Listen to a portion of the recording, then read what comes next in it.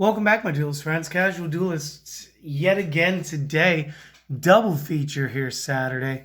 Now, what I wanted to talk to you guys was I wanted to talk to you about a proposed extra format.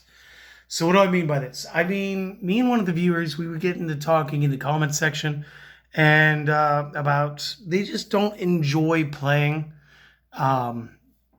against other monster types. What I mean to say, let me rephrase this. As we were talking, we decided or we discovered that their favorite extra deck type of cards were fusion. Now, don't get me wrong, I love fusion cards. I got a whole stack of them sitting up here because I still have yet to clean up the table. Different types of cards and everything that we played throughout the years. Now, what makes fusion so much fun is obviously the being able to combine cards. It's a very strict format. You do need the spell. You do need all your materials. It's very structured. And it speaks of the first two series, or if you want to call them seasons or eras of the game, then that's fair too. I mean, obviously here we are last couple days with our Elemental Hero playmat. But again, this was an entirely fusion-based deck. And you guys can see plenty of the fusions right here in front of you. But what that means is they just weren't a big fan of synchros and exes, and links get a little weird, and so what we decided was we were going to come up with a format. They asked me, well, could I play and just maybe not use those cards? And I said, yeah, absolutely. All you need to do is institute a house rule that everybody agrees to play by. So again, if you're holding your own unofficial little tournaments with you and your friends, absolutely generate any type of house rule you guys like. Back in my days with the underground tournament, scene of the Northeast Ohio, Northwest Pennsylvania, in the U.S., we would meet up, and that was really what a whole bunch of our stuff was. It was all house rules. And sometimes it would be, we would play with Duel Hazard. Duel Hazard being there were 6 cards face down. Let me grab some cards. So it'd be 6 cards face down. We'd go, that's 1 through 6, roll a die. Whatever it lands on, that effect is just considered in play. And it'd be things like Stumbling, Level Limit Area B, Rivalry of Warlords, stuff like that. And then you would have to try to play with the deck that you brought with you that day and try to play through whatever the Duel Hazard was. Sometimes we would do Field Selector. When we did that, we tended to get, again, if we did a 6-sided die, we got the 6 field spells that were +5, -4. And only 2 of them are coming to mind right now. It's Gaia Power and Umiruka, being for the water and the earth. I just can't remember the other 4 right now, but it's fine. We don't need to know that right now. And then what would happen is you'd again roll the die, and then that field spell would technically always be considered in play as a house rule for that duel. And again, every duel, it would switch up. So whatever you experienced in game 1, you might not experience in game 2 or 3. Or, even the rest of the evening, depending on how it went. And sometimes based on how big the event was, there were a couple of times that we rented out a hotel lobby. Well, not the lobby, but the lecture halls. Very similar to how they used to do the actual regional tournaments. And we would put certain dual hazards at certain tables. So as you got to the higher up tables, the hazards were harsher, to see who could actually not just win, but who could win with style and with more odds against you. And it was fun. So what I said was I asked this duelist to give me some time to perfect some rules and give it a proper name. And again, I've been watching a lot of older Yu-Gi-Oh! So I was flipping through to see what all the seasons had and everything. And I looked at Arc V, Arc 5. I'm not sure if we pronounce the Roman numeral as the letter or the number. Guys, correct me down there. Let me know so that going forward, I say it right. Okay, you guys bullied me into saying Raigeki right. Do it again, okay? Is it Arc 5 or is it Arc V? Either way, I need to know. But I was watching that, and I saw an episode, they explained these dimensions because this kid has, I guess, like 3 or 4 lookalikes. And what they said was there are different dimensions that excel in different play styles. So there is a version where they plays synchros. And obviously, I'm using Stardust here as the example because this is just very iconic. And that version of him, I think, was using speedroids. There was a fusion realm or fusion dimension where fusion is the only extra deck monster typing to exist. And again, while you're dealing with that, fusions would be the only ones that you would have. And I want to say that was the jerk version of him where I think he was using Predaplants. There was an Xyz dimension. I want to say that was all like post-apocalyptic. And it was like Phantom Knights or some sort of bird. Raid Raptor, I think, may have been the name. Again, I've got Divine Arsenal Zeus here because I just picked up the best. And, Vrains wasn't a thing yet, so links didn't exist. But what did exist was like this kid had generated pendulum summoning. So pendulums were a thing.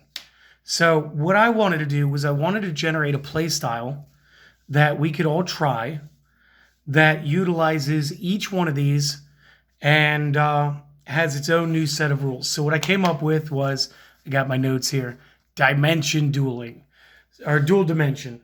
So I want to call it dual dimension. It's going to have been in the title. And all this really means is if you guys choose to play by dual dimension rules, that whichever dimension gets selected, and again, since there are 5 types of cards that can go into the extra deck right now, what we need to do is we need to, and I'm doing that just for the order of release to keep myself correct here. What you would do is, there's 5, roll a 6-sided die. It's 1 through 5, 6 is a reroll. That'll tell you what that night's event will be. Then, obviously, based on which one it is, you're only allowed to use that mechanic in the extra deck.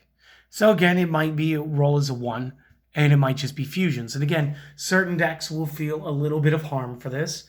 Some decks would just be entirely unplayable. And that's fair, because this is supposed to test the Duelist. Same thing with Synchro, but there's a caveat I want to make with Synchro, and that is the tuners, while are needed for Synchro, are actually really cool cards to use anyway. So I do want to say that Synchros belong to like the common pool of the regular monsters, the regular effect monsters, rituals, spells, and traps.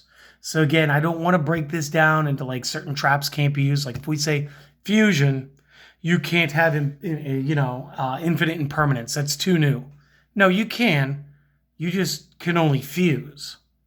And then the same thing. When it's Synchro Night, you can only synchronize. Same thing with the Xyz. Again, I think that those are nice and fair. Same thing with the links. And the one I really want to talk about the most, let me clear this up just a little bit. Let's make an extra deck. What I want to talk about is pendulum cards. So, pendulums are weird. When they were first released, we were given scales outside of the zones. And then certain cards like Mage Power actually got stronger for no reason. And this was rectified with Master Rule 5. The pendulum scales moved to the back row, into the corners. But since these could be played as monsters, you might ask, well, can I just play it as a monster? And the rule would have to be no, because then they would have to go to the top of the extra deck. And it's just going to cause an argument. Honestly, it's just going to cause an argument. So for pendulum players, because I know that, again, this series of monsters was meant to be played with everything else, at least for this, unless otherwise agreed upon. Let's say you guys get your pendulum scales, and then you can summon out to your 5 monster card zones. You can summon to an extra zone, but in order to do that, the card that you're trying to summon, let's say it's this odd-eyes pendulum, it had to have died before to go to the top of the extra deck to form your extra deck, and then that one can come up here. Now, that isn't to say that they can only play here once they're there. I will allow them to go into the back row as well, but this is the only way to bank on having a 6th monster for them. Because again, when you're cutting out a lot of the game, you have to give a caveat. And I know right now that the way that these are played is that they either have to go to the extra zone because they were played off the top of the extra deck, or there has to be a monster already in the extra zone, and then they have to go to a zone being pointed to. I'd like to try to avoid that. I'd like to try to streamline this a little bit. So that is the way I want to do that. Now, you guys can obviously play this by any real thing you guys want to do. But I would like to maintain the current field format. This way, anybody who's going out and bought a play mat that's newer, that is not this one, because again, this one looks great, but it lacks the structure of the field zones. I would love for you guys to be able to use the field zones properly. And again, Pendulum is going to be the only one that's going to be goofy enough. Additionally, what you guys could do is, if you guys do a progressive play, you guys could choose to start in one dimension and slowly earn cards based on who wins. For every tournament in the group that you win in the progressive play, you're allowed to add one card to help you with another strategy. So again, if you're going to go for like an Xyz, then you can add one Xyz monster and do some progressive plays. This could be fun. Again, I think Fusion probably gets the benefit of the doubt then. So if you're going to gain a card from Fusion Dimension, you should probably get one Fusion monster plus a Fusion spell card up to the first 2 or 3 times. Just this way it is just as fair, because everything else really just requires monsters. And like I said, I don't think tuners should be out. I do think the tuners help in all forms. But again, we'll just have their hands tied as far as not being able to make synchro plays. It also allows hand traps, for the most part, to remain a part of the game. And again, it's a house rule, guys. You guys fine-tune it for your play groups the way that you would like to. I'm just proposing this. I think that if enough of us do this, and possibly if enough of us build decks for this type of a format and post enough of this stuff online, I think Konami would end up taking notice, and this might be a part of their next packet for the OTS stores, and this could be a new form of play that you can consider from a house rule to a sanctioned event. And then you might actually be playing in an OTS locals, or they might even make it a regional rule once, just to try it out and say like, the only thing you guys could play is Xyz, which would never have happened because we already had synchros and fusions at the time. But like, that's all you can have today. Today you cannot have a fusion, a synchro, a pendulum, or a link monster, which would be kind of nuts. And again, I think we could do this. And since it is a house rule, guys, play it with any other combination of house rules I've shown on here, or house rules that you guys have come up with as well. Just kind of keep the play fun, and whatever you can do to keep it from being stagnant and boring, just do it. Like, we already bought the cards. We own them.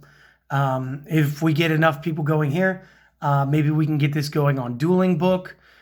We can get this going in the real world. Could be fun. Maybe not. Maybe. But this is the Duel Dimension. So this is what I'm doing. And I'm going to be playing this out with my group. We're going to play test this out a little bit, see a couple of different decks. And again, it's going to cut out certain strategies that bounce between summoning types. So it's cool, and it's even better to see how versatile a single deck can get. So without taking up any more of your time, guys, I really do want to thank you guys for stopping by. I already asked for all the things earlier. If you guys do them again, great, thanks. It's much appreciated. If you don't, hey, look, you already watched 2 videos today. What else can I ask? You guys keep coming back for more.